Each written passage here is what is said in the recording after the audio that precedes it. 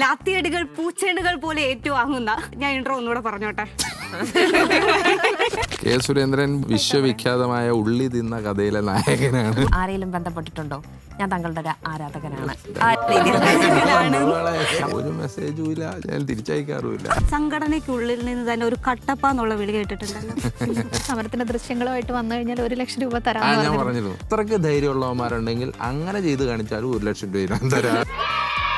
രാഹുൽ മാങ്കൂട്ടത്തിൽ എന്റെ പ്രിയപ്പെട്ട കൂട്ടുകാരൻ ഫ്ലൈറ്റ് മോഡ് ഓൺ.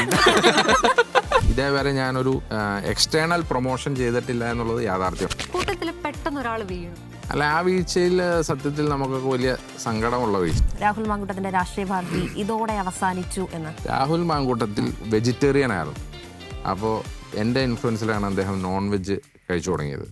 അദ്ദേഹം മുട്ട പോലും കഴിക്കില്ലായിരുന്നു. പൊതിച്ചോറിനെ അങ്ങനെ വിമർശിക്കേണ്ടതായ സാഹചര്യമൊന്നുമില്ല. ഒരു കെട്ടിയിറക്കിയ സ്ഥാനാർത്ഥി ആ നാട്ടുകാരനല്ലാത്ത എന്നുള്ളൊരു വിമർശനം നേരിട്ടാൽ എങ്ങനെ നേരിടും? ആറന്മുളയിൽ അവന്റെ അങ്ങനെ ആറാട്ടുകാരൻ 3 പ്രാവശ്യം പറ. ഇപ്പോഴാണ് പിന്നെ ഈ മുദ്രാവാക്യം വിളിക്കുമ്പോൾ കഴുത്തു കൊടുക്കുന്ന പരിപാടിയൊക്കെ ഇപ്പൊ അടുത്ത് തുടങ്ങിയതാണ്.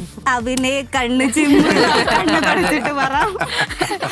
ചാണ്ടി ഉമ്മന്റെ അദ്ദേഹത്തിന്റെ ഒരു പ്രധാനപ്പെട്ട ഹോബി ഈ ഞങ്ങളെ 5 സ്റ്റാർ ഹോട്ടലുകളിൽ കൊണ്ടുപോകും. എന്നിട്ട് ഓരോ ഗ്ലാസ് വെള്ളം കുടിച്ചിട്ട് ഞങ്ങൾ ഇറങ്ങിപ്പോരും.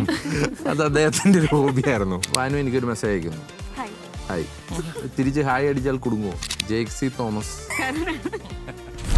ഇറാനിൽ യുദ്ധമാണെങ്കിലും ബാനുവിന്റെ ഫ്ലൈറ്റ് ഓൺ എയർ.